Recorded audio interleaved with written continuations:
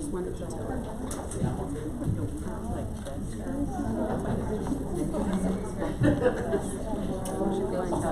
Huge resources.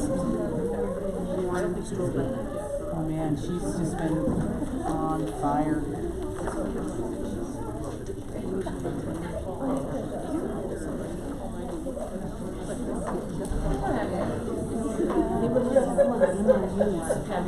I don't know who does any of those. The shack curriculum. Sometimes I allow them, but this time I don't. The Project Vita would be hers. These are all Dr. Reyes. These are Dr. Reyes. Numbers still? Yes, she's supposed to be here. She just said she was going to be here with Nancy and all the everybody from the shop. She said they were all going to be here. But I want her to pull it. Either we pull it, because once she starts pulling things, then everybody can pull it. It's not fair that if she just asks us to do. Yeah, and according to Monica, she had sent her this thing. Meeting's over. You'll also work.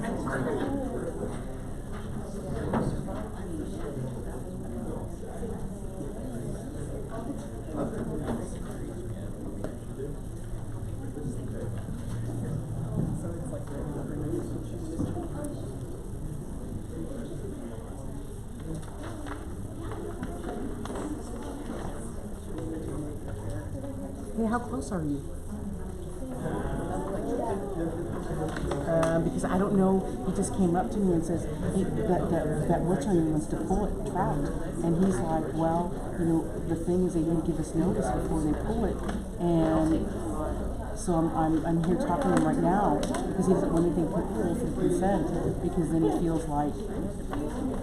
So is anybody here from? I don't know what these people look like. I don't see Nancy here.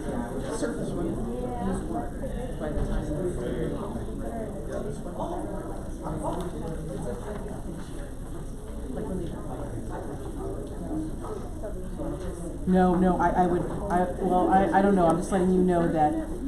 Yeah, I think you need to be here because if not, they're going to pull it. Okay, bye. Because then they won't have time to look at it. And he just wants it to go to consent. Okay, bye. I know. I'm allowed to. Yeah, no, I know. She said, oh, I'm so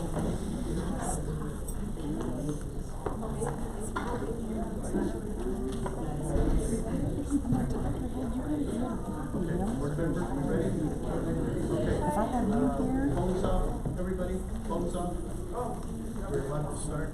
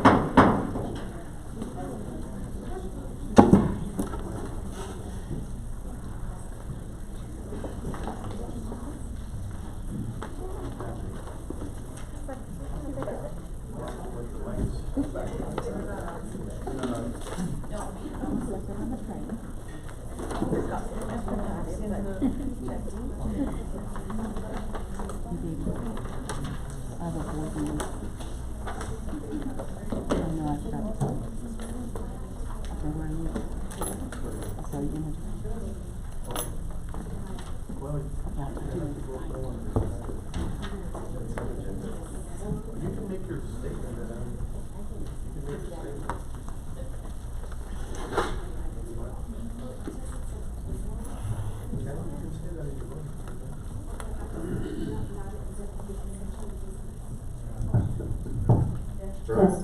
Okay, there we go. Sorry, a little difficult. All right. Good evening, everybody. This is the regular board meeting of the Board of Trustees of the San Bernardino Independent School District. Today is November 19th, 2019. The time is 5:34. Today happens to be International Men's Day, World Toilet Day. Not making it up. And National Cat Day.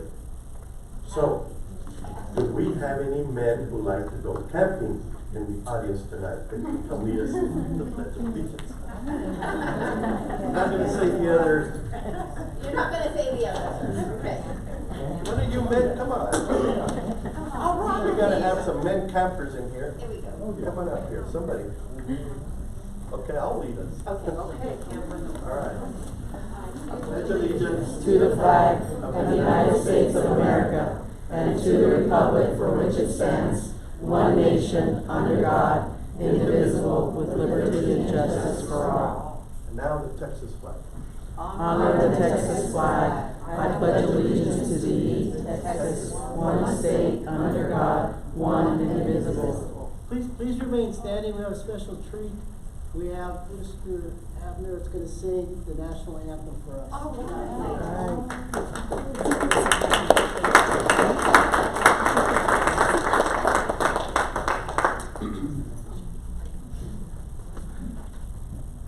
Oh, say, can you see by the dawn's early light what so proudly we hailed at the twilight's last gleaming, whose broad stripes and bright stars through the perilous fight o'er the ramparts we watch were so gallantly streaming, and the rocket's red glare, the bombs bursting in air, gave proof through the night that our flag was still there. Oh, say does that star-spangled banner yet wave? Oh, the land of the free and the home of the brave.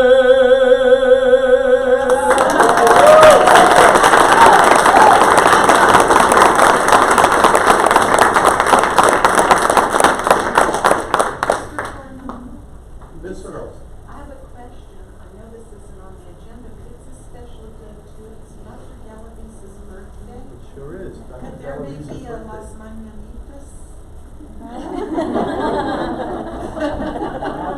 You know what? No, We can certainly sing happy birthday. I'm gonna start it. I gotta see in voice class. I have to do extra credits. All right, everybody. Happy birthday to you. Happy birthday to you. Happy birthday, dear Denise. Happy birthday to you.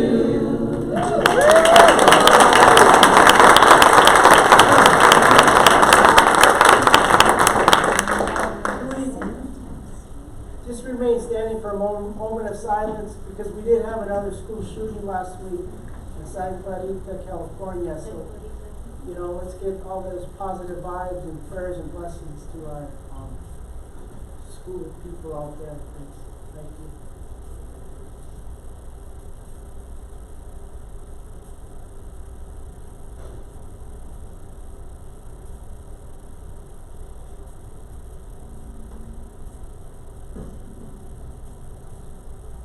Thank you.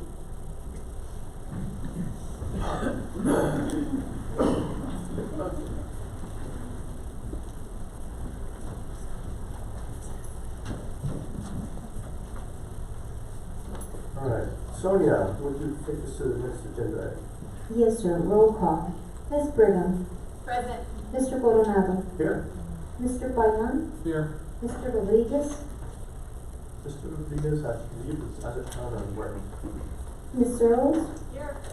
Mrs. Trout. Present. And Mrs. Iglesias. Here. All right. Next agenda item is the Canadian Independent School District Vision and Mission Statements. And Ms. Iglesias and Mr. Payan, would you be so courteous as to recite those, please? Sure. Vision statement. Untitled ISD is a premier district preparing tomorrow's best today with innovative future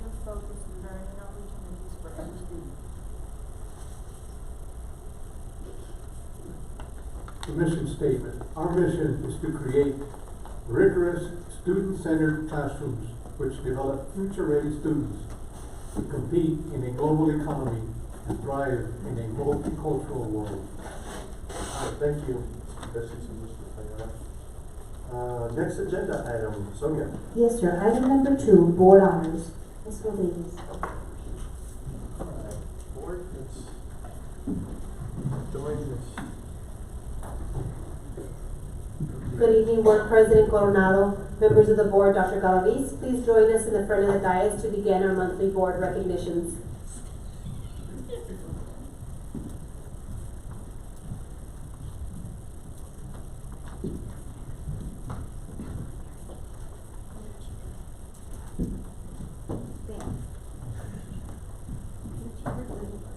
This year, Jose Damian Elementary and Counselor Cynthia Arteaga are recipients of the Lone Star State School Counselor Association Bronze Award for 2019-2020. She is the very first of our counselors to be up for a state award like this, and we are very proud of her hard work and dedication to our counseling program. The Comprehensive School Counselor Program at JDE is a collaborative support program where Arteaga's role as school counselor advocates for students, families, teachers, and educational process as being crucial in supporting student success. Jose Damian is now silver bound. Join me in congratulating Jose Damian Elementary and their dedicated counselor, Cynthia Arteaga.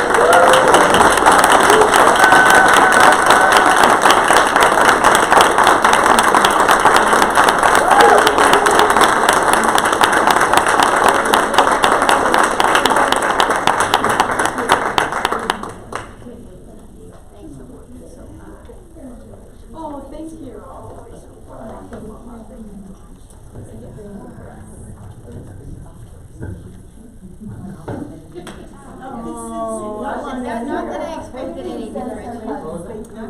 Thank you so much.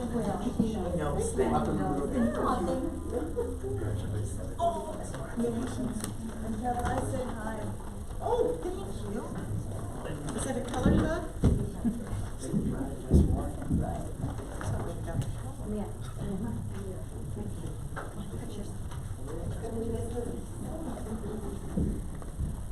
Sorry.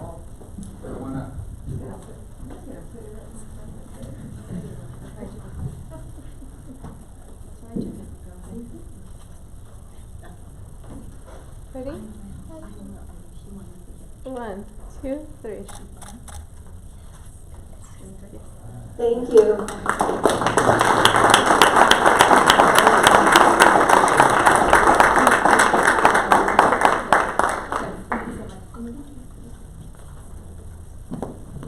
For over 2 decades, the School Band and Orchestra magazine December issue has honored music directors featuring only one music educator from each state. It is a prestigious honor to be nominated and have that nomination selected by SBO Editorial Review Committee.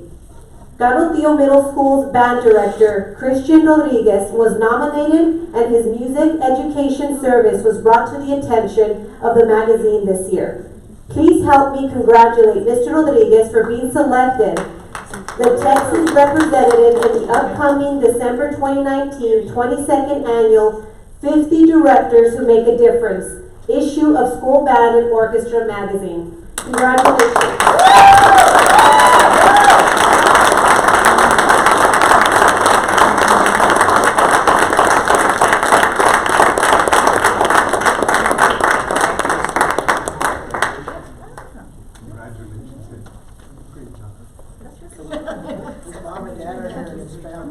Can we have his family join him up front for a photo? Parents, just parents? Okay. And all of the babies. Yeah, the babies. Me too.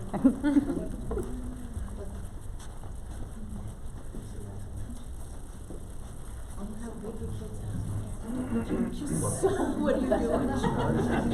Welcome, guys. Thank you, sir. Welcome. Thank you so much. Thank you.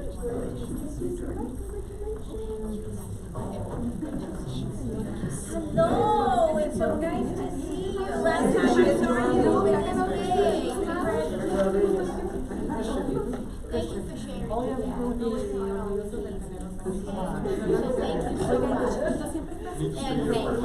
Yes. Desde chiquito. Cuando le notó su talento Ooh, so you were so talented since you start to walk. That's what your mom said. Congratulations. That's it. Here. Come in, please. Yes, of course, come in. Ready? 1, 2, 3. Congratulations.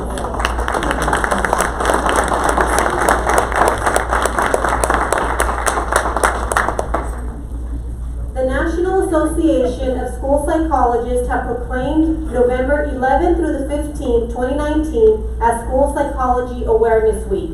The theme this year is Find Your Focus.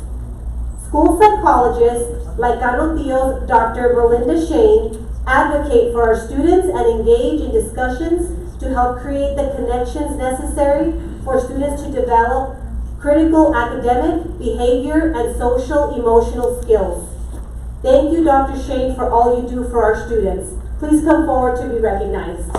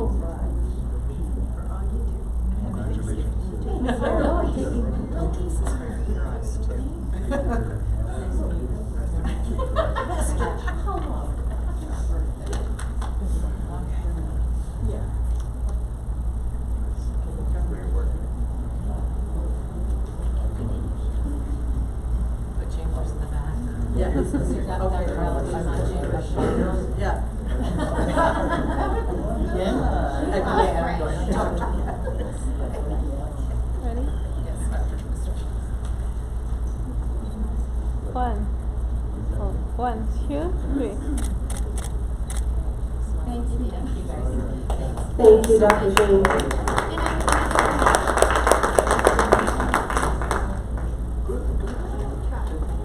Enjoy the week.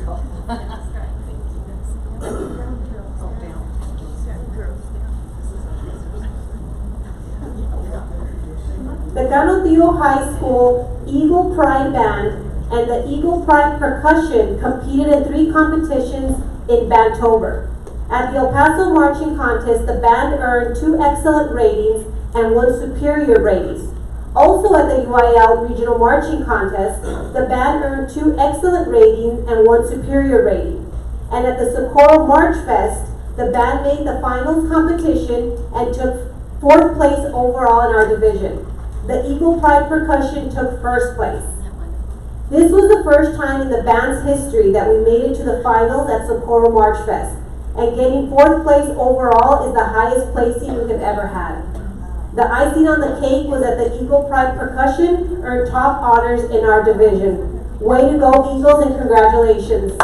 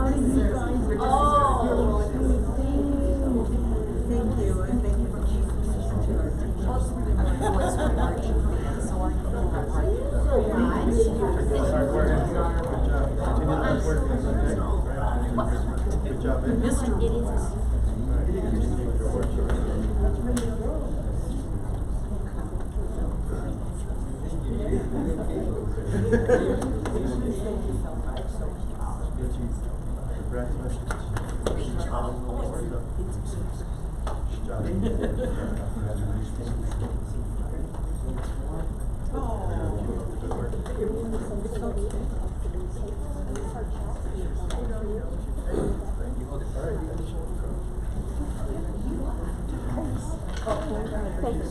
No, it's okay. No, I'm all right. Oh, you would apologize. Back up a little. There you go. Excuse me, I'm sorry. Okay, hang on. Let me get the important people. Ben, you need to be here. There you come. There you go. Ready? 1, 2, 3. Go Eagles!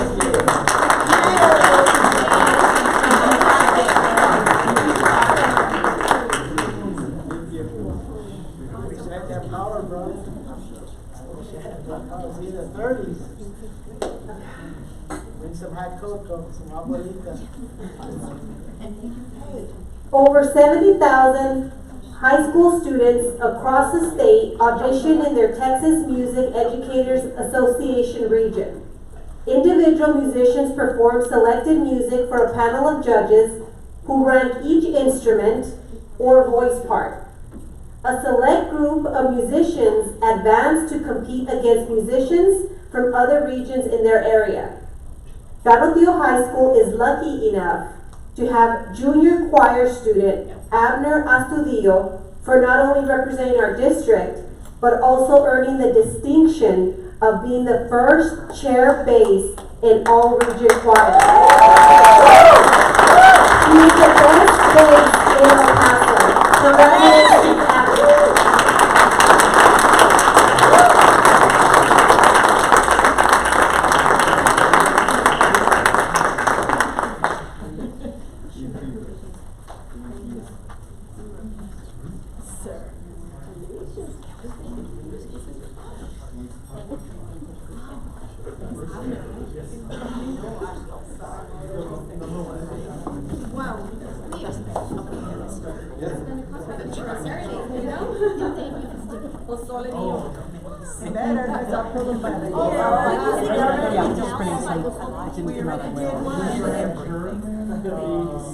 Congratulations, Abner.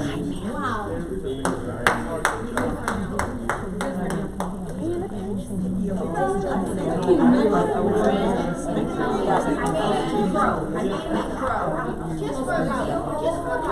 I was down to join us for a photo. I walked in at the right time and they didn't clap. Yeah, next time we want.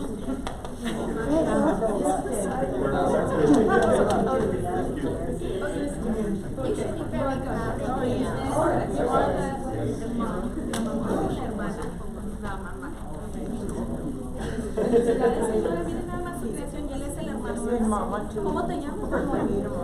¿Cómo? Pues felicidades.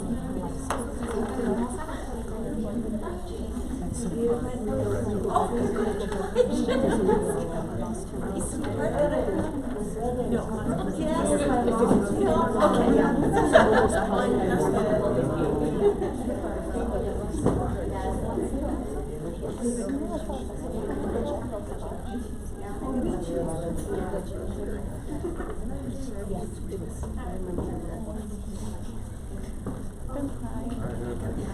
I have a sinus infection, ma'am.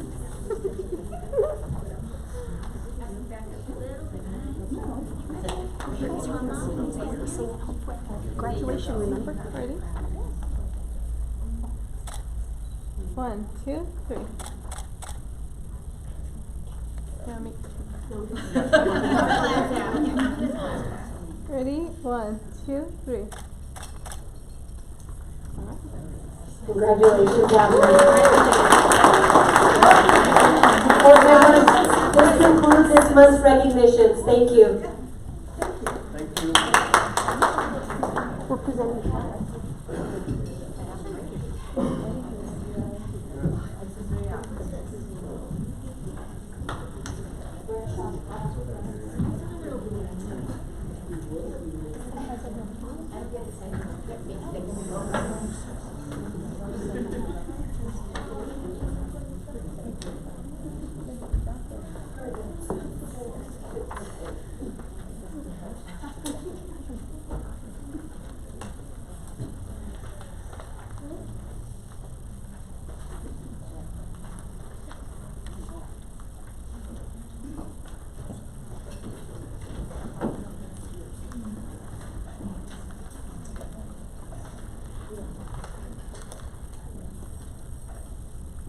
And our music program keeps climbing those honors now. Great job, everybody.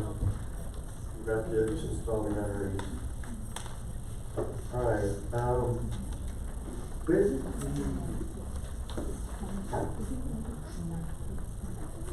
All right, next agenda item, Sonia. Board President Coronado, it is item 3, open forum. However, there are no speakers signed up for tonight. Okay, well, that takes care of the open forum. Takes us to the next agenda item with the board's consent. Can we take up the consent agenda? I move to approve. Okay. We have a motion on the consent agenda. Do I hear a second? Please. Brigham. Sure, I just need to, pull one item of the comment on B2.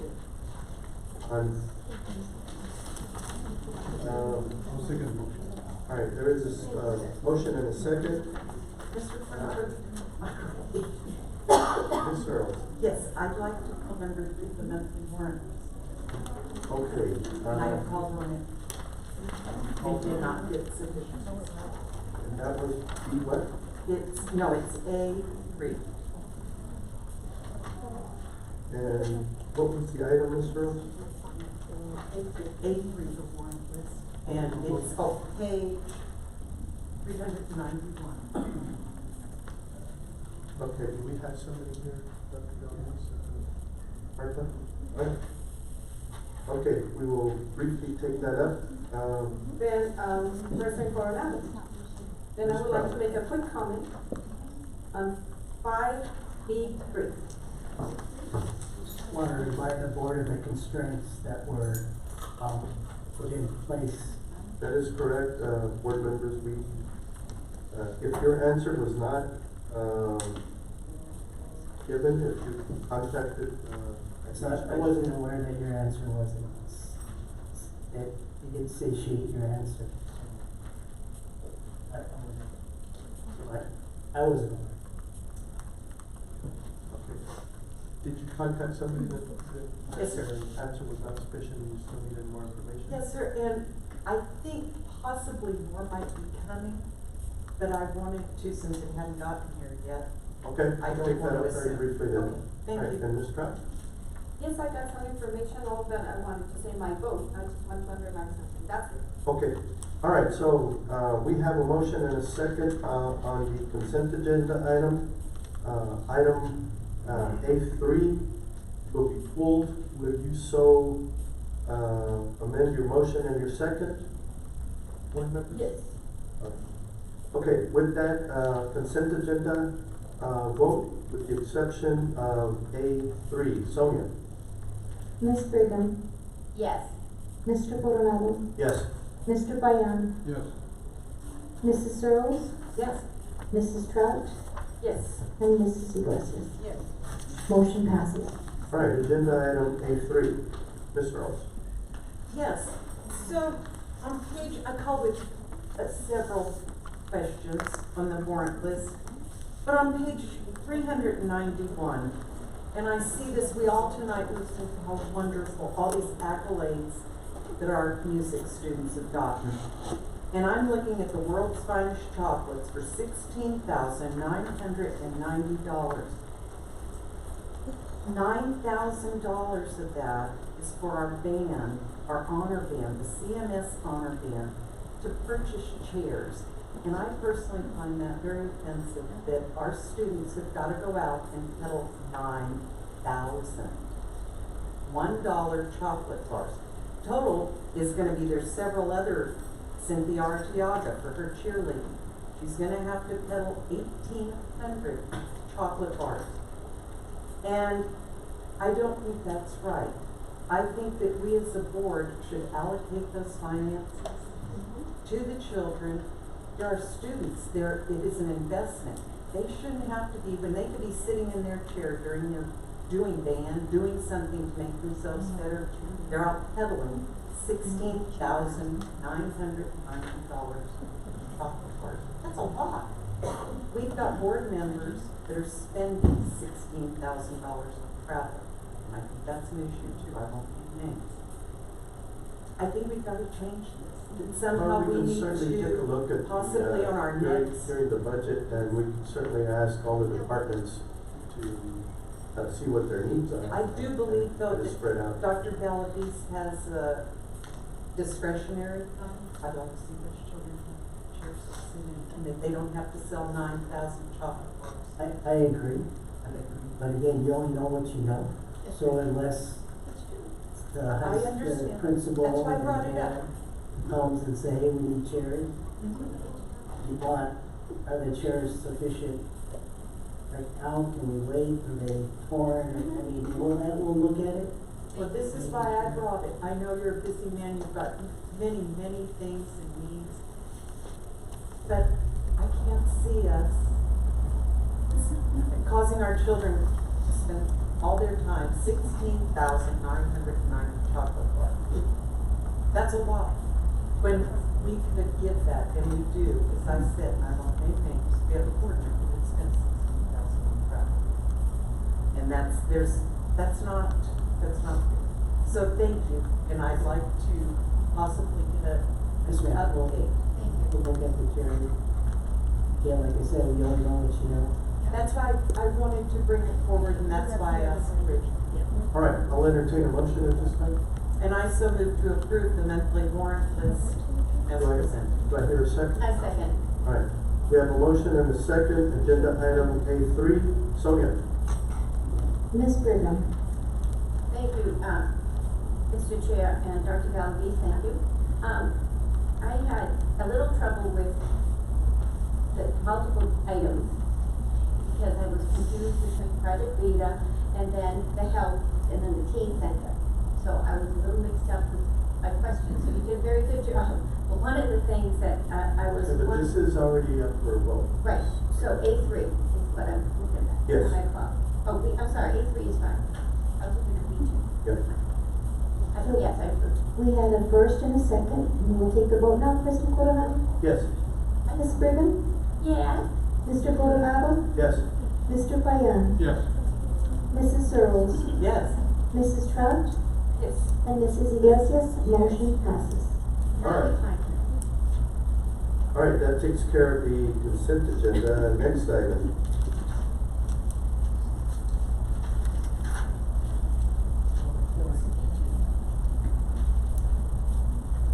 For 8, is that correct? Yes.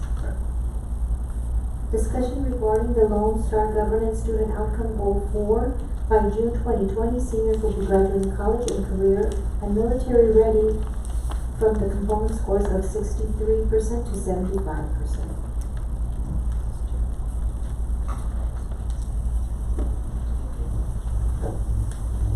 Short staff, welcome.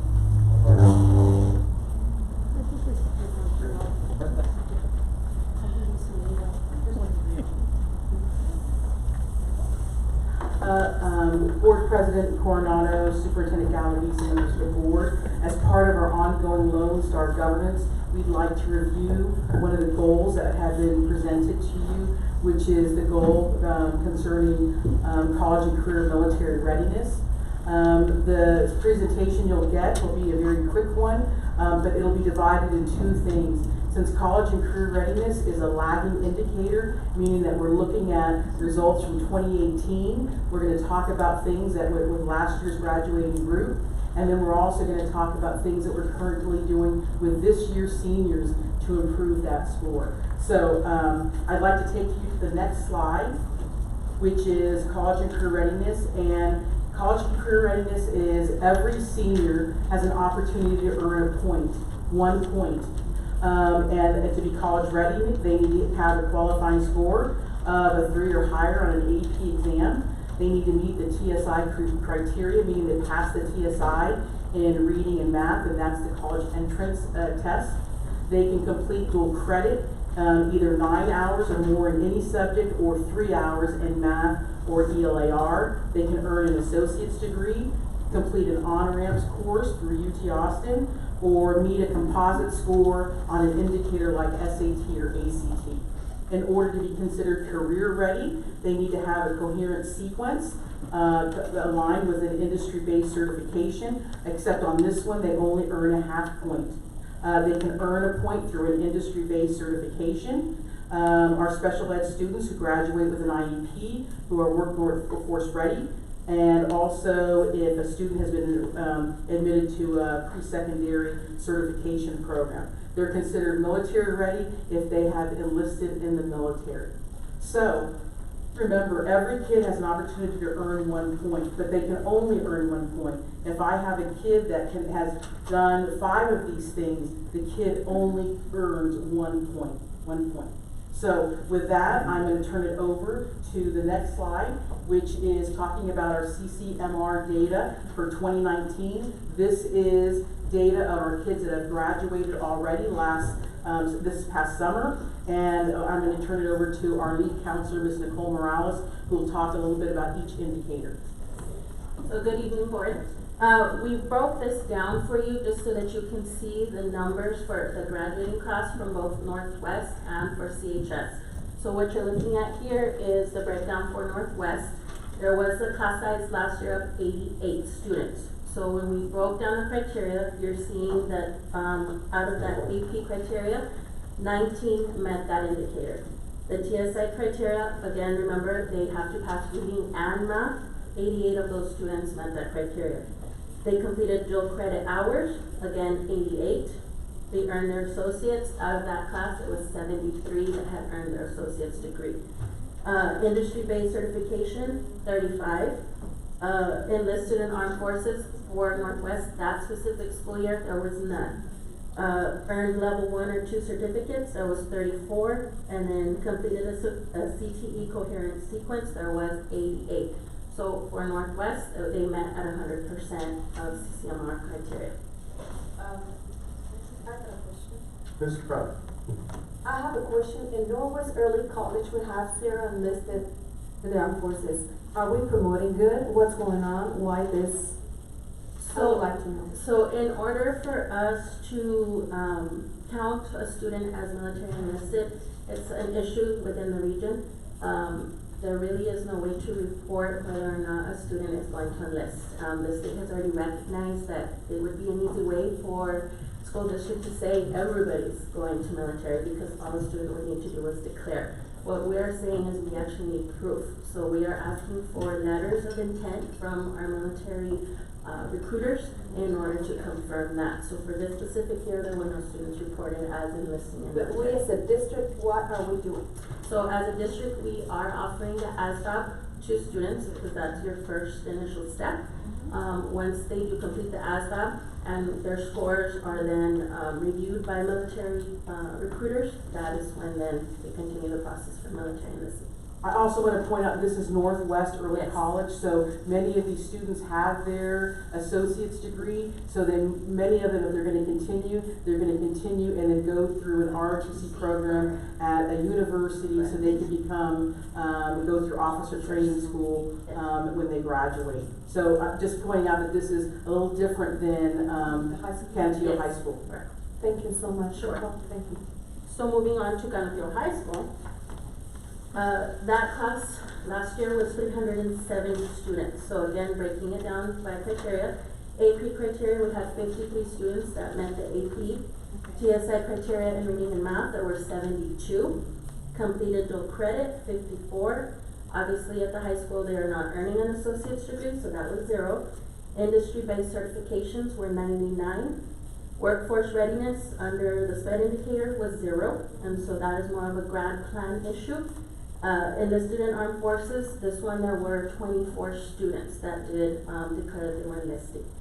Graduated under DAP Foundation or Foundation with endorsements, there were 5. Again, these are SPED students. Earned level 1 or 2 certificates, 92. And completed a CTE coherent sequence, there were 352 students. That was the breakdown for Cantillo High School. Mr. Chair?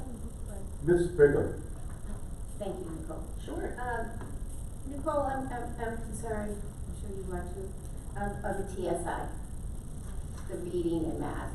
So, You know, that's, You know, and I know I'm not comparing apples and oranges, I know Northwest is different, okay, so I know, but 72 is low. So, is there, and I know the council's a little work, so I'm not trying to cast any stones. However, 72 out of 352, I think we need a lot better.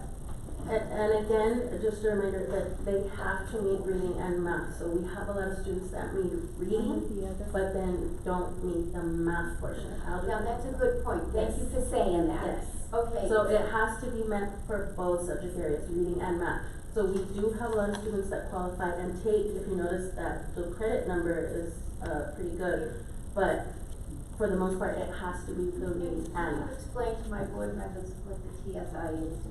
So the TSI is actually, the test that students need to take in order to qualify to take dual credit classes. So there's 3 portions, there's a reading, a writing, a math portion. So for this actual criteria, they have to pass the reading portion and the math portion. This is what replaced the active placement. Correct, yes, sir. Thank you. Sure. We'll go to the next one. So when you look at our data with the Excuse adding. me just a second. Sure. Mr. Payne has a question. What is keeping these kids from passing either the reading or the math?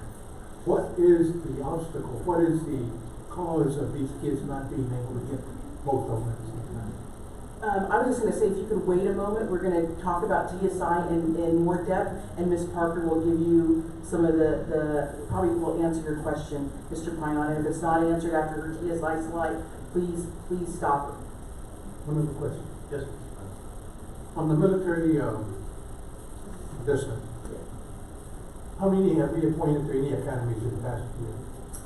None. None. Are we Yes. pushing that? Are we encouraging kids to? Yes, sir, but there is a process to that, and a lot of times, I'll be honest, that's something that needs to be started since sophomore year, as far as getting your appointments from your congressman, and for the most part, it really is just the follow through on that, so no, we have not had anybody within the past.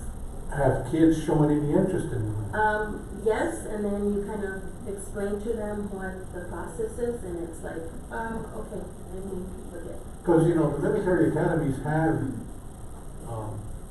liaison officers that can encourage and guide these the students through the process. Are we engaging these I mean, realistically, it has to come from the student and the parent, because that's a lot of the legwork that happens there. We have really good contacts as far as our military liaisons. I mean, every branch of military is at the high school, I can guarantee you that.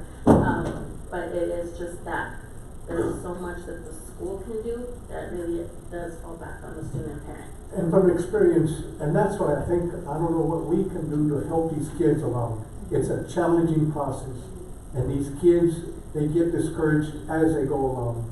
And I think, I don't know what we can do as a district to get the school more involved. I know you've got a lot on your plate, but I think we need to dedicate a person or somebody, maybe the ROTC individual, to get more engaged with these kids. Those academies are begging for kids from schools like Canopio. And believe me, it's a tremendous opportunity for some of these kids. But if they get discouraged from step one and there's nobody to guide them, especially the kids that are, economically challenged or whatever, the demographics, some of these parents don't know what it is. They think it's something that the kids are gonna go off to the military, but I venture to say that 100% of the kids that apply and make the process or make it through the academy. But I think the process is so challenging that kids don't get the support there. And I think we need to do more of that, Dr. Academies, getting the kids there. I agree, because I even went into the academy for my own son. It was a process, and even as a parent, I sat through a lot of parental sessions that it's too much for me. I didn't want to do it. So I think maybe we need to talk to our Congress people that do they really want our young men and women There was, I mean, you sat in a big old room and everybody wanted 2 slots. And I talked to our Congress, work at the time, and he sent me over here to talk to more people. They sent me over there to talk to more people. And it was just a big old waste of time. Chair? Ms. Brigham. I agree, Mr. Payan, and I do think the same effort, and I know when we first started Northwest Valley College, it was the same, had to push kids, you know, and we're getting that now. I mean, it's beyond expectations what we thought, you know, 15 years ago. It is. So I think it's, again, we need to, it's the same thing with that TSI. We need to do more. I'm not sure exactly how, but I think we need to give those kids, really the grit. I know we did that years ago, to get stuff like this done. But not just, if they get success with the TSI, that's step one for the kids to get to the academy. So what I'm saying, we're blocking out so many of our kids, and I think some of it is starting, you know, and I know it's starting at middle school. You know, if we could get it at middle school, if we could get kids, I think middle school's a lost bastion. You know, I really think we need the people there to get those kids, and I think that's where it is there. If I may, Please. just say a Thank couple you. of comments. One is, you're gonna see this year a growing, thing with Ms. Clapsaddle of all the students taking the ASVAB. So that'll be something that's gonna be happening in Santa Tia High School. Yes. You've also talked about a pipeline. A pipeline takes some time. Ms. Parker's gonna talk to you about the TSI pipeline that we currently have to increase those numbers. Mr. Payan, we have 2 ROTC teachers, and I think we can put some expectations on those men to say, let's start talking, finding some kids in 9th grade that are in ROTC and guiding them through that process of maybe 5, 6 students that are really interested in that, and helping them with the help of our ROTC gentlemen and with their guidance counselors. But you're right, it's overwhelming. It's overwhelming to parents, and so, but if we need to do it and the kids want to do it, we need to make it accessible to them to do it. So, do you want to continue on? Thank you. So on this slide, it'll give you the total number of students that we graduated as a district. So that's a total of 458 students. When we did the breakdown of points, either the half point or the full point, we had Northwest with the full 88 points earned. And we had CHS with the 176 points earned, which gave us a grand total of 264 total points. When we do the math, the 264 total points divided by the 458 students, we were at a 58% CCMR total for that school year. So that's an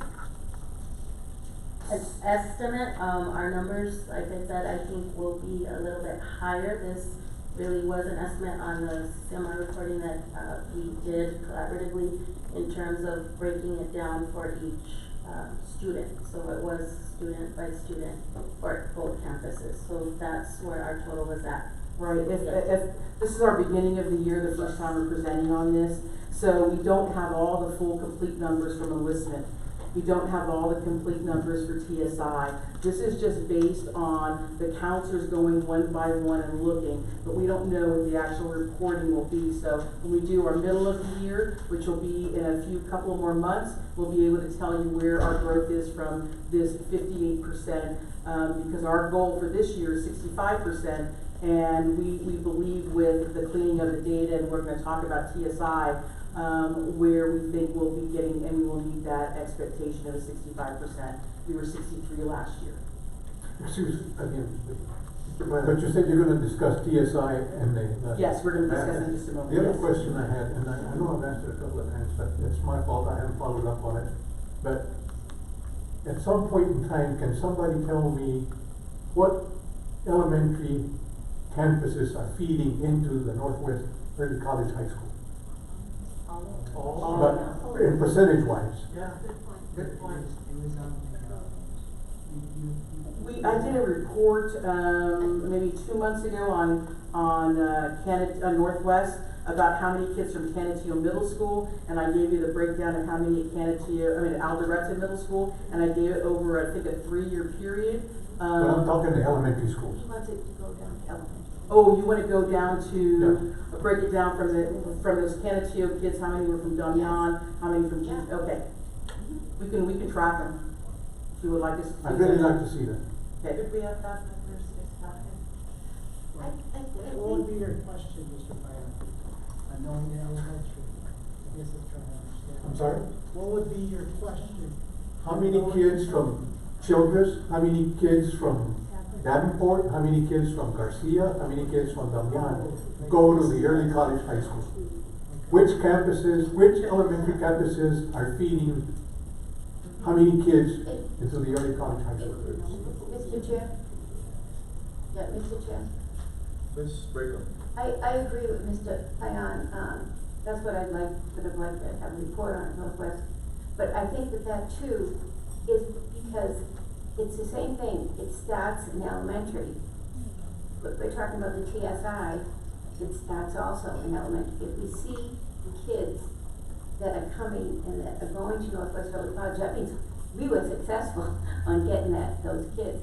And that kind of effort needs to even be capitalized on it and even more, because we want to make sure that our Davenport kids are evenly represented and our Bill Childress kids are evenly represented at Northwest Early College. And I know we're bringing in the El Paso district, but we want to make sure that our kids we have to feed our kids, literally feed them by giving them knowledge, and feed them by giving them that emotional support. So, and that's what I look forward to what you guys are doing with the TSI. And I do think we have to look even back, because I know I'm a data queen, okay? I know we can look at that data and where those kids that pass the TSI are even coming from. You know, and we can then go and say, I find that when you identify a problem and monitor it, it gets done. And I think if we identify where we need to put bang for our bucks to those kids, it will get done. We're smart. Right, and I think I want to put Thank you, this, Mr. when we Chair. talk about TSI, I want to put this in perspective. We are one of the first districts to test 8th grade. Yes. It was unheard of people testing 8th grade, except it happened in Canateo. So with that, I'm going to turn it over to Ms. Parker. Can I ask one more question? Mr. Payne. On the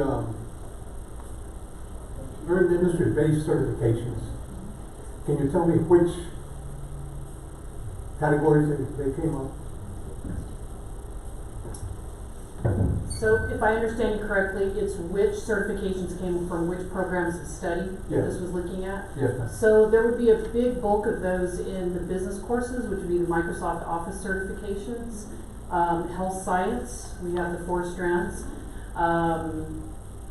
Let's see. I would say those are probably the 5 groups that produce those numbers for both high schools.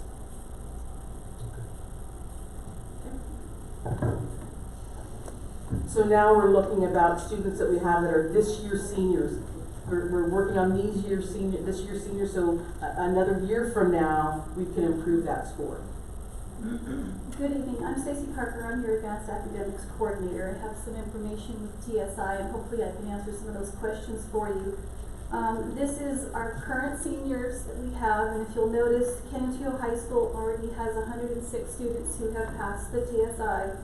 67 have passed the math TSI, and then passing both the reading and the math, we have 54 students. And this is early in the year, they've passed it, and we'll get a point. At Northwest Early College, we have 66 students who have passed the TSI, 64 have passed the math TSI, and a total of 64 have passed both. So they're two students away from 100%. So right now we can say that we have 118 students who have passed both the reading and the math TSI in our district. Some of the things that I've noticed in looking through the data is we have a large group of students who have taken the TSI but missed the passing score by 1 or 2 points. So at this point, we want to work with the graduation coach on the high school, and I have access from El Paso Community College. They have an online program called Ingenuity, and they're going to give us access so that our students can go on and do some intervention tutoring strategies through that computer program. So I'll work with the graduation coach to get that in place. Our middle school initiative is currently in the process of testing the 8th graders that are in our 8th grade class this year. We are struggling a bit with the process of getting the students the information they need. El Paso Community College is still oversees the TSI testing, and some of the data that goes back and forth is lagging, so it's taking a little bit of extra time this year, so we're struggling with that. But we are in the process of testing our current 8th graders. We will test, now the testing is going on, and then we will do some interventions. We're looking at hiring a tutor at each middle school campus for students who do not pass the TSI but are within a reasonable window to pass the TSI. And we will test again in late spring after the STAR assessments have been given. That way we can have students who are going into their high school career already having their TSI passed. And in middle school, I'm referencing the reading TSI only. And if those 8th graders pass the reading, I think last year we had about 100 students from each together combined, and they were able to take the education 1,300 and already have acquired dual credit their first semester or first year as a 9th grader. And research shows that once a kid starts dual credit and has earned at least 6 hours, they tend to continue to go on with their studies.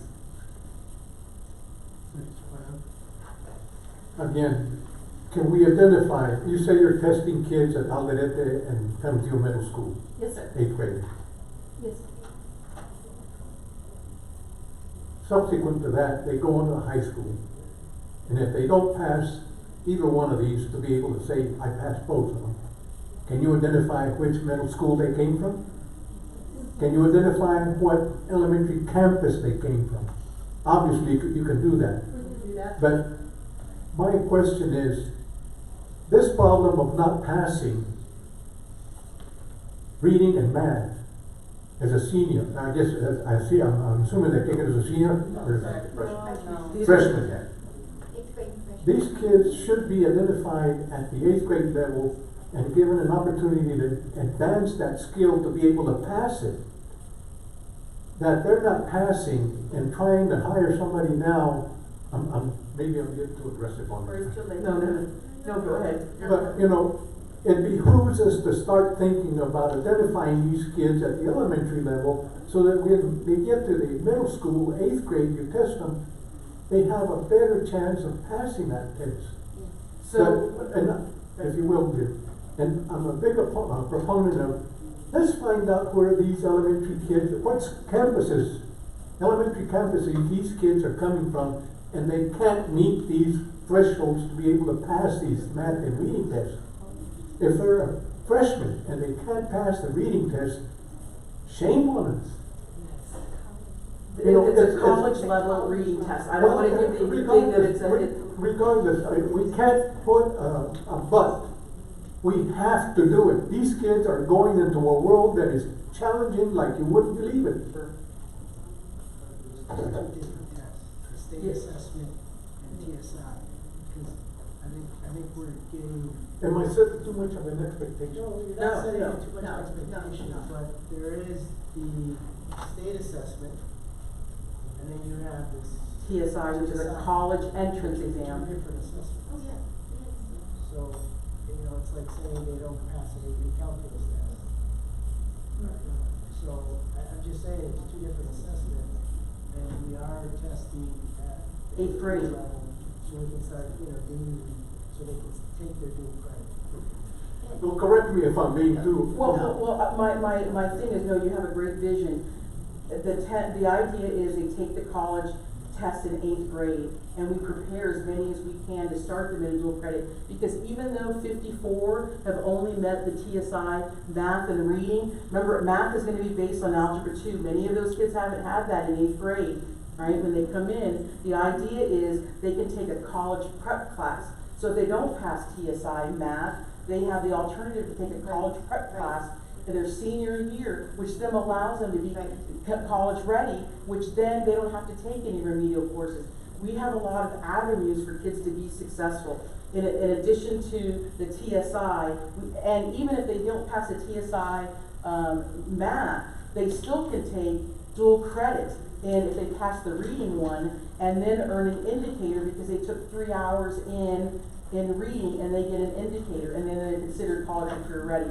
I don't want to remind you also that we just had Creed here about building that pipeline of non-traditional kids who we probably would have never taken advanced academics, and giving them that opportunity to have a teacher that is also providing the class plus the intervention. And we just had their interim results. These are kids not traditionally. They had 100% approaches, 40% at needs, and 20% mastery. 50 kids that have not been on that traditional level. And we've opened that opportunity of that gate. So there are a lot of things we're doing now to get these kids ready. And so I just want to say it's a pipeline. You've got to start early on and then make big changes, those substantial changes that are going to have great effect.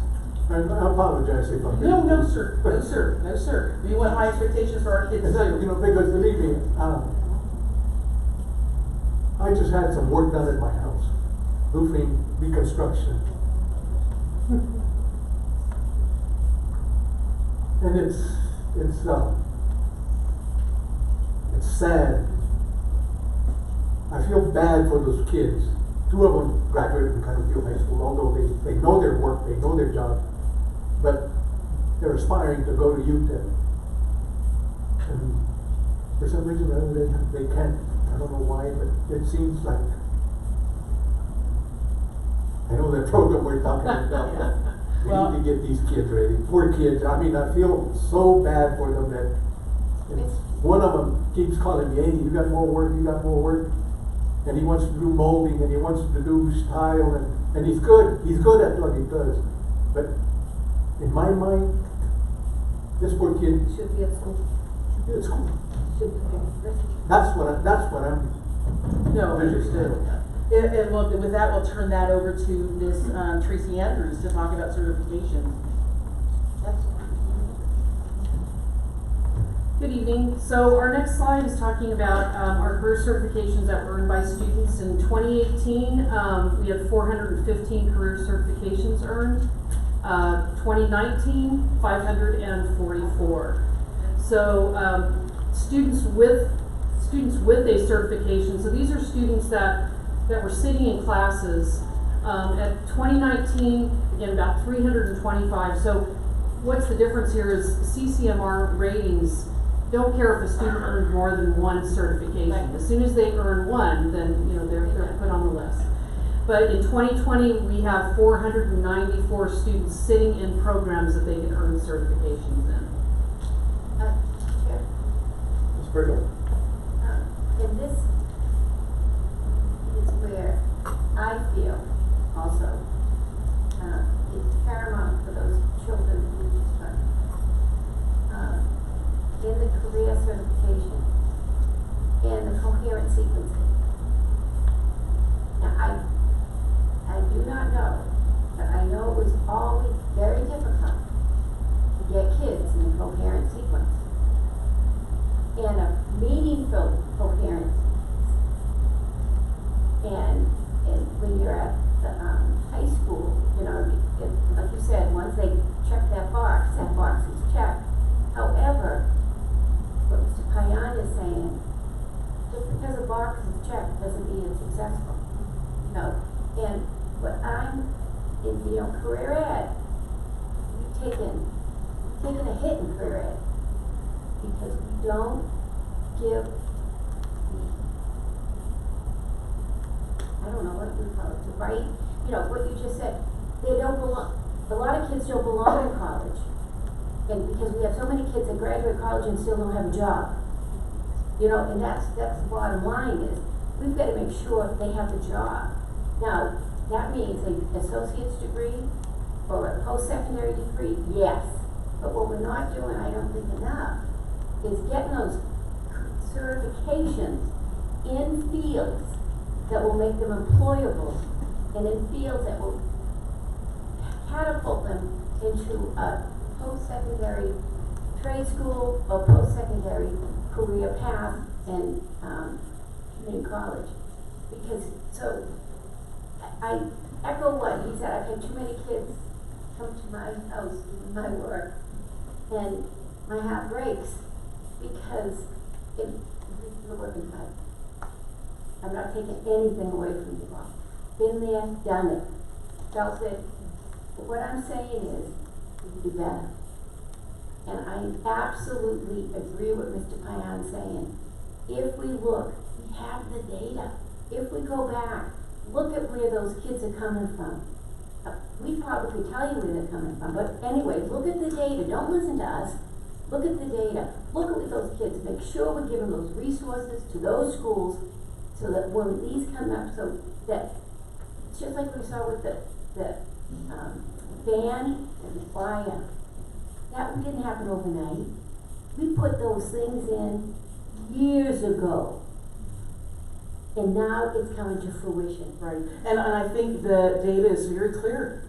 We had 415, we've already grown more than 100. We have 325 students, and we are expecting 449 certifications to earn. We are working hard, and that's the goal.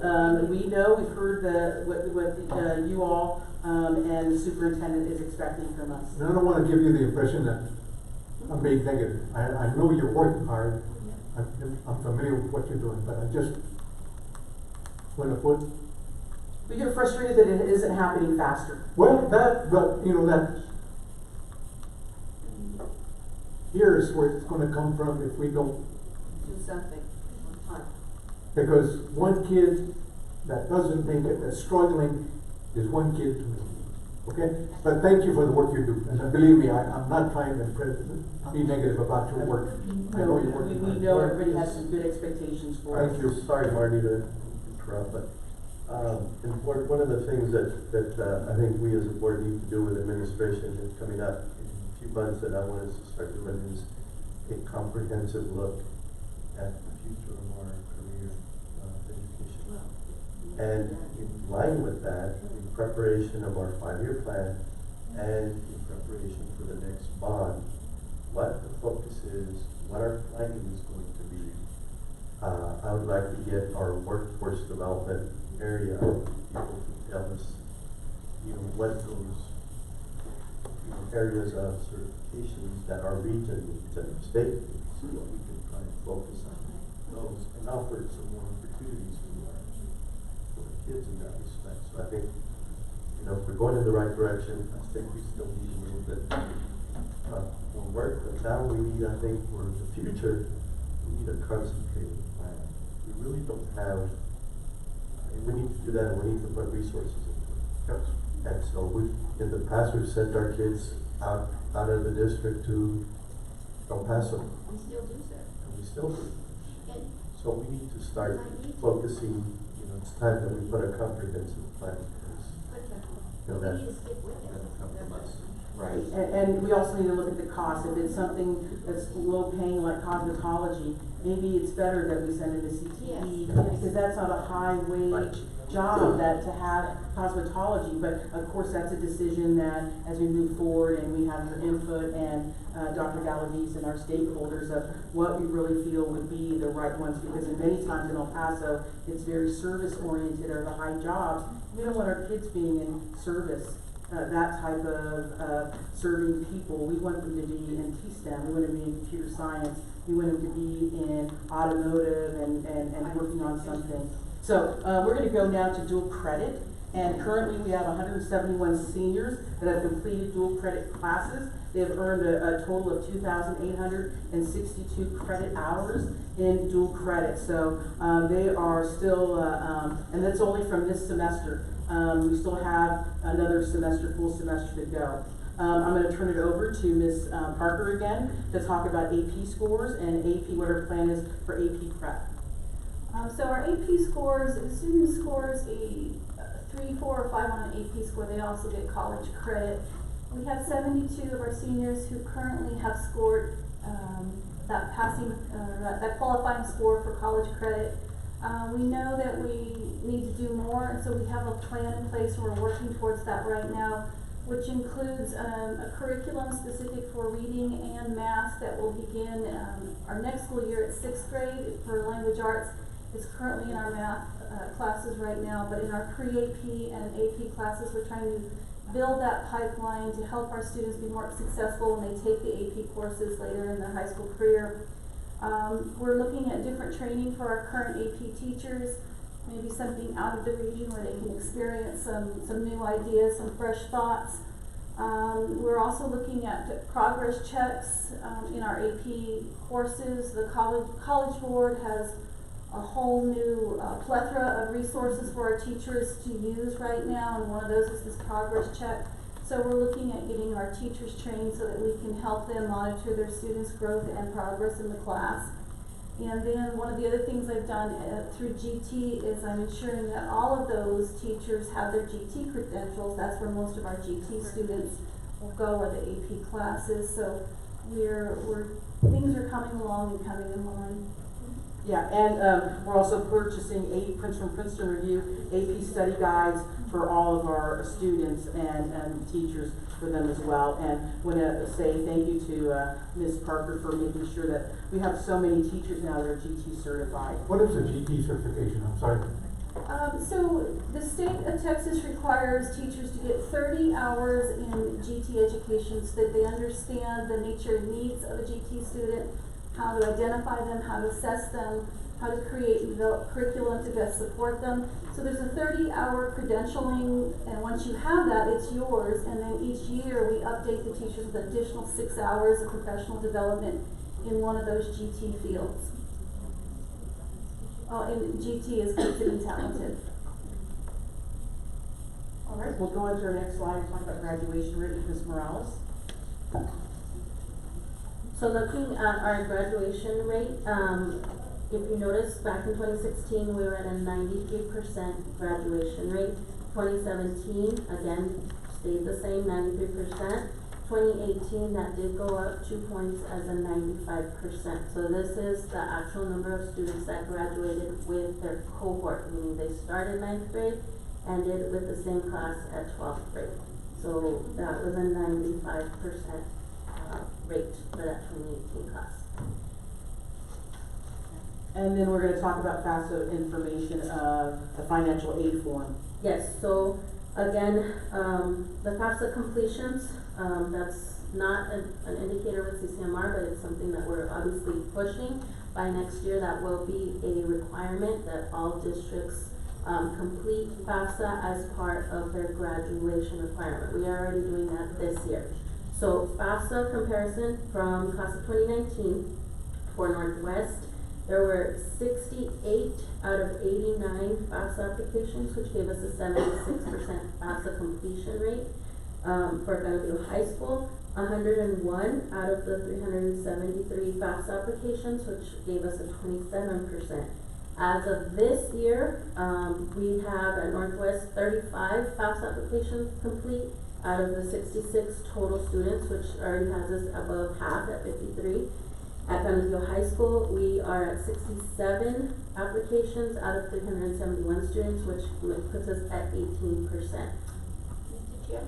Ms. Brigham. Thank you for your hard work. Of course, okay, I have a question for you. I forget. On FAFSA, do they have to be in their senior year? Yes. Okay. All right. So, is it in the summer, or does it have to be like, does it have to start in August? It has to, the window opens October 1st, Okay. so that's when we start. Our FAFSA night, our first FAFSA night was very early this year, it was October 8th, and that's where we work with our original partners from EPCC, UTEP, El Paso Collaborative, some of the region people that come in to assist us with our FAFSA nights. We have various FAFSA nights available to parents. We have counselors coming in on Saturdays and during the week to work with parents. So you'll see those advertised a lot. That was so my question, I guess, a follow-up question. So it started the reporting date started in October, which is only a month ago. Correct. 6 weeks ago. Correct. Right? So in 6 weeks, we have 18% of this. I'm just making sure. Yes, that's the no, you're timeframe. absolutely right, yes. That sounds much better than, you know, Yes. that's what I was looking at. And, Okay. and the other thing I was gonna say too is, I know I've seen some advertising, but again, I'm not seeing enough. And again, in the community, you know, again, I think if a little bit more, Dr. Galaviz, PIO, with, you know, posters to the elementary, parents go to elementary school, okay? They not necessarily go to high school. So if we could put more of those posters at elementary school and at middle school to advertise FAFSA, because it is so important. And when I first saw the 18, I went, oh, but then that's why I wanted to get the dates, because the dates are so important. So Board, I'm gonna be honest with you, Board, when I saw the 18, I went, and that's why I knew I had to ask the dates. I wanted to add some things on the FAFSA. What happens is many kids start, but they don't complete the FAFSA form. The second thing is you'll see here, probably in April or May, you're going to do a presentation because Dr. Reyes will have had those students, those business students and the business teacher doing taxes, right? Those tax forms, and we do FAFSA right there as well. So we are trying to help parents when they do their income tax, because they come in and then we offer them, hey, let's finish and do the FAFSA as well. I don't know why parents, and we also have parents that know I'm not going to qualify for any money. And so there are parents that say, you know what, I'm not going to even put it in because I know I'm not going to get any money. But it's letting people know that we need everybody to apply. Those parents that think that they make too much, and then those parents that maybe have a fear of letting their tax information go, we need to put them and work together. And we've had a lot of help with student services to give them some comfort. Yes, sir. Yeah, and the other thing is maybe we need to advertise so that they can fill them out, is that some of the universities have increased, regardless of, you know, starting freshmen like UTEP and UT Austin, if they're going to give financial aid to those kids, or not financial aid, but tuition, right? For those that are, I think UT's under 100,000? Yes, sir. Okay. UTEP is under 40,000 somewhere around? Yes, sir. So that's not necessarily, but that might have kind of, hey, fill out the FAFSA, some schools are gonna look at, you know, but I'm sure they're gonna take the information from the FAFSA, right? Yes. So we have a lot of colleges. So even though they don't directly qualify for FAFSA for a particular school they or a particular university. And to get those That might be programs. something that we need to publicize. Ms. Croft? Yeah, I had the opportunity to attend to the 86th legislative session, and I remember that we were talking about FAFSA, and they said they're going to simplify the questions, and even the parents are going to be able to participate in the application of FAFSA. I just wanted to ask you, is this already being taken place, or is not being reduced, those amounts of questions? I think from 100 something, and we're going to reduce it to no more than 12 or so.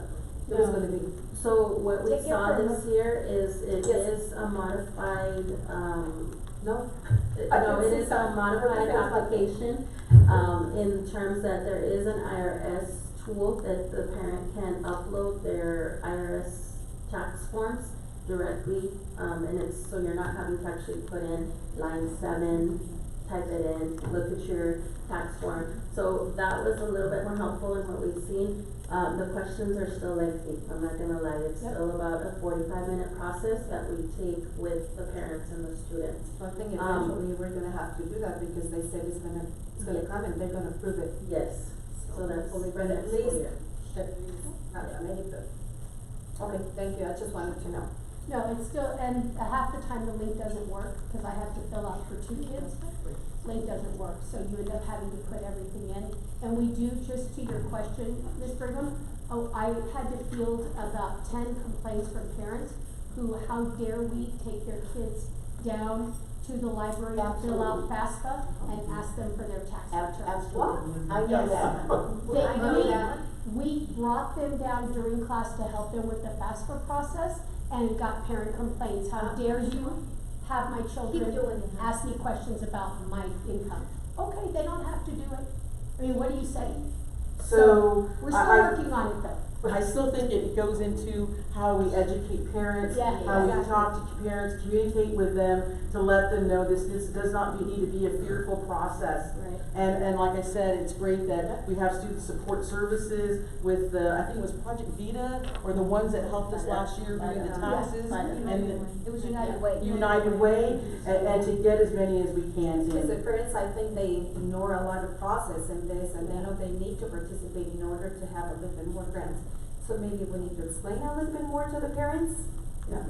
So, because the ones who are gonna be benefit from this are the students. And maybe, the But idea of parents, going they to need to elementary walk. schools, maybe they feel more comfortable at the elementary than they do at the, we talked about taking it to the streets, of our counselors going to elementary schools, but thank you very much. Does anybody have any more Thank you questions? so much, appreciate that. I think that would be excellent, because I do think we need to get more information out on FAFSA, because it's, and I definitely hear what Ms. Clapsaddle has said, and we're not going to serve everyone, but it's the kids that, the parents that have the fear, and then the kids then have the fear.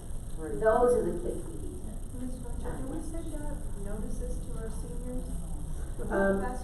I'll let Nicole ask that, I'm sorry, Mary. do we send out letters to our seniors, with our seniors, send home letters about FAFSA? Yes, there is a flyer that we Get our print parents out. to understand? Yes, there is a flyer that we print out, and just so that you know, we also, Personalized letters, something that will hit the parent. yes, and we do the call outs as well to parents. And then of course, we also assist our undocumented families that cannot apply for FAFSA with something called the TASPA. So we assist them with that process as well, so we're trying to hit everybody. Okay, good, so. I have more questions. Just Brad. Ms. Rocha, Yes, sir. going back to the TSI, Sure. reading, math, you say the test is a higher level college level test. Do all the kids take that? That's the Every one kid that- will, yes, so every kid will take it in 8th grade, all of the Kennebec at the two middle schools, and then they'll have an opportunity, they'll take it again at both high Yes, schools. we retest test them, we retest them, and, a lot of them struggle with the math. The math is the piece that gives them the hardest, because it is college math that they're required to be able to do. That they haven't been able to pass that introduction to? Correct, that they haven't had introductions. Why do we do that? Because they do. It's not fair to the kid. Right, so what we do is we give them we usually start with the reading, which is why you'll see that a lot of our kids do the reading and writing, they do very well. But the math is the one that we tend to retest. And, at the high school, we don't test math until after they take Algebra 2. We won't test them in math at the high school until they take it. Because if he fails the initial test, that in itself is discouraging enough to say, you know what, why bother? What do we do for that? So we do retest, so the counselors are a testing site, we don't have to send our students anywhere. Right. So our counselors have to test the students, for all the retest opportunities, prepare them and they're for not that. charged, there's not a fee. Right. Other schools do send them to EPCC and they have to pay $15 every time they retest, so we're not making our students do that, But so we're don't you retesting. agree that if he fails, that in and of itself, why bother? Usually, though, if they fail, then we know that at that point, many of them are juniors at that time when they fail. They No, but I pass mean, the reading. at the 8th grade level. At the 8th grade, though, we do have some kids that, have passed. Yeah, but I mean, reading we've had some is kids. what qualifies you for the most amount of dual credit courses. So that's why that reading portion is so important, because that's what is the qualifying score for the most amount of dual credit courses. What differentiates the kid that passes from the one that doesn't pass? So there is different indicators, so if a student hits at a certain score, it gives us an indication whether they're a developing student, or if they're kind of right in that cusp. It might be maybe 2 or 3 questions that they're off from the passing score. So those are the target kids, the ones that are at that kind of cusp that they're the first ones that we try to retest within the testing period. So usually we have to wait a minimum of 2 weeks before we can retest, and that's when we'll give the student opportunity, because it could have just been a student getting tired. We've also noticed that we've broken down the test, because the test is 3 subjects. So it can go anywhere from 3 hours to almost 4 hours, depending on the full battery. What we found is if we test just reading, they do a little bit better because they don't get as tired from just that one subject. But I'm trying to clarify something in my mind. I guess but it's governance, and he's got to dedicate time to it. If it's a test in math that these kids have not had any preparation for, they haven't had an introduction to, what differentiates the ones that pass from the ones that don't? Have you identified that?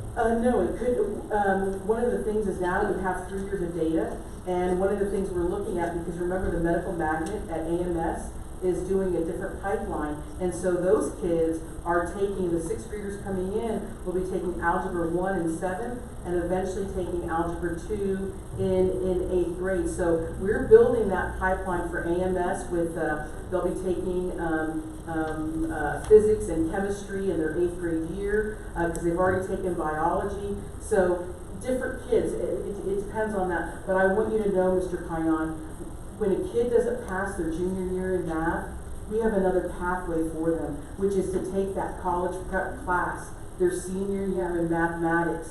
And if they take that, that's a class that's built with EPCC. They help us with the curriculum. If they pass that class, those kids are considered college ready for math, and they can go into college math, and they do not have to take any remedial classes. So kids have different avenues. If they don't pass that TSI, they can go into the college prep courses. So we have a lot of things to help kids. We really don't want kids not to be successful. And we're just gonna keep working it and working it. That's the only thing that concerns me, because if a kid fails that test, you know, a lot of kids don't see failure as a learning process. You know, the old saying that failure is part of life. But kids don't see that. Failure is, I'm done for that, that's it. And I don't know if we can talk to these kids, you know, if you fail, that doesn't mean that's the end of the world. Some parents inculcate that in their kids, and some parents say, you know what, I don't know what you're gonna do. So that in itself is a problem for me, that they fail and they say, what now? I don't know if we can advance that Algebra 2 into the 7th, like you said, 7th and 8th grade. Those are kids that started on that path at 6th grade, and we look at the 5th graders, and it's also something, each one is going to be different. This T-STEM one will look different at CMS, and the AMS one will look different for those kids going, because they'll be taking more sciences because they're in that science. But we're building it with a small group of kids to see success, and then we go from there, right? We don't want, like you said, kids to feel unsuccessful already, because these classes are going to be on a kid's transcript. Right? Those 8th grade classes are going to be on a kid's transcript, so we want to make sure they're prepared and they get that credit and they get a good grade. Thank you. All right. Anybody else? Mr. Earls. I do. To Mr. Payan's issue of where did the children come from, and to Ms. Brigham's issue of we've got the data to track them. Are we doing that and saying, okay, this group did not pass the TSI math, they all came from there? That's a problem. They all had that teacher. And I don't mean to single out the teacher, maybe the teacher needs help. And as we see that they all came from that teacher at that campus, are we putting a giant, here, send in the first responders. Right. We need the ambulance, come and get this teacher. Give that teacher the ability, what they need, to pass on the knowledge to the child, so that by the time they're in the 8th grade, they're going to be ready. And instead of going, oh, well, it's another one down the drain, it's okay, we're gonna try harder. Are you using that data to go back to the root? You know, and it may not be a teacher, Ms. Searles. No, It but may be the whatever it is, so it might be, it can be anything. social economic. I just wanna go back, Demographic. yes, we are doing data. We've mainly focused our data though on our common assessments and our STAR data because that is where we need to be. Now, if we wanna take the lens and look at that lens, through that lens for TSI, we certainly can do that. We've always looked at middle schools, but if you guys want us to go already to the elementary school, we can start looking at that data as well. Because I think it's. But again, it is time. I wanna. It's research-based that if you're not reading at third grade, probably you're gonna have a tough time. And that, you know, if you start at the root, you're gonna figure out, because we're not a real noble society. We're pretty much all here. I'm gonna be so quick in some comment, Mr. Ms. Chairman. Brown. What really concerns me is at the level of high school. If we don't have the good teachers over there, our students are struggling. The kids, they don't have time to wait for another teacher. We need to be sure that we have the excellent teachers for them because they're going to face college or university. So I know that we might have a problem in college. We need to fix it now because our kids, them are the ones who paying the price if we don't have very well qualified teachers. It's something that we need to do. No, it's something that we need to do. Well, I And thank I'm you talking from my own experience. listening to our presentation and we'll go ahead and go on. I have just one question. Oh, he gets one question. Yeah, one question. That's all right. Just tell me, what areas do you think on the college ready column do you think is where we're severely lacking? For CHS, Yes, for CHS. I think particularly it's in our SPED area, and that's something that we are going to discuss. SPED, or special education population, because if you notice, we have 0 on both of those, indicators. So it's gonna be working with our SPED department and having those transitional ARD meetings from 8th grade to 9th grade, where we're actually looking at our graduation codes and our graduation plans for those students. And that's gonna be a big component, I think, in helping us with some of those indicators with our special education population and getting them workforce ready, getting some of those industry certifications for them, and helping them get ready post-secondary. Okay. And second to that, what would be the next? The second priority, definitely TSI. College ready. Yes, TSI assistance, so helping maybe with some TSI prep, curriculum or prep. Obviously, TSI is a prerequisite to them getting a lot of the other stuff in here, right? The credit courses and all that on the AP. But how many of our students actually meet on the 9 hours in each subject or 3 hours, say last week? How many students? Yes. So that was that one. High school, not in the. I'm sorry, let me refer back. So the TSI criteria is that they passed the reading and math and then completed the credit hours for the 9. That was 54 students. 54? So yes, if you compare our numbers for where we're at as of right now, we've already surpassed that for this current class. That one you said we're now at what? So for last year's data, there were 54 students that completed the prerequisite of either the 3 hours in English or 9 hours of dual credit hours. So that was at 54.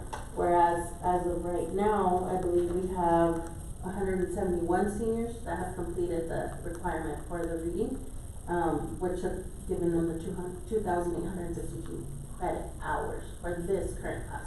Okay. So we're definitely in a much better spot for this current class. All right. And then the other thing is at the high school, the industry-based certifications. I know we have a lot of certifications, but industry-based is where we're really lower on, right? And why do you attribute that to? We don't offer enough industry certifications, or what is it? I think that that's part of the issue, and having teachers that are certified, instructors that can give the certification. So we're working on that. We have 4 this year that I'm working on that we should be adding to that list. Also, the state's A through F listing that they have for industry-based, the first year of it, which was last year, was super narrow. It was only about 2 pages long. And then some of those career clusters we didn't offer. And so that list has just quadruplified in number. And so I feel like now there's more opportunity for them, but I think we're still in the same boat with getting teachers ready to give the students the certifications and just continue to look at that. So each pathway needs to have some way leading at the end to an industry-based certification on that list, and that's what we're working on. Okay, well, good. And that, I think the board can help when we do our planning. Absolutely. This coming year. Last question. When do you all give your TSI exams? What time of the day? All day on Thursdays. All day on Thursdays. We blocked off Thursdays and we start in the morning and we go all day. Till we May I finish suggest that you take a look at the data to see which students passed the morning and afternoon? There's research indicates that when you're doing these kinds of tests, that it's better to test them in the morning rather than after lunch. Okay. And that's just, empirical data that is just in any kind of testing situation. Take a look at your data, but my suggestion is I would test them all in the morning. I would test everything having to do with our assessments in the morning. I know that we have guidelines from the state on our assessments, but if we can all fit it to doing just on mornings, I would do it. And one of That's the just a things, suggestion. and also, there's students that are under medication, that it works better in the morning, because by the time of the day ends, they start to get headaches, or they don't feel good, and the medication is only good for certain hours as well, so that's why it's very good. I think it's for everything. I mean, as far as the focus, the energy levels in the mornings, I mean, there's a perfectly ad nauseum. We just went to a conference in whatever the state's where guidelines are. they gave us the exact, I don't remember the percentages, but it's quite substantial. So just a suggestion. From what we've learned in our conferences, that it's better to test if you can do it in the morning. All right, thank you all very, very much. Thank you. Just take this back. All right, that takes us to Item number 6, adjournment, and the time is 7:08. by unanimous consent of the board, we are adjourned. Everyone, we have a cake. We won't say it again, Dr. G, but we have a cake for you, sir, so please don't leave, let me get you guys some cake. Is it made out of cheese? Is that what I got? Is that one? Is that why I got the over? This one's cake? No, he just told me he wanted to very fast, and then it went on for about 30 minutes. He's gonna get these. Can you get this out of my face so I can speak freely, ma'am?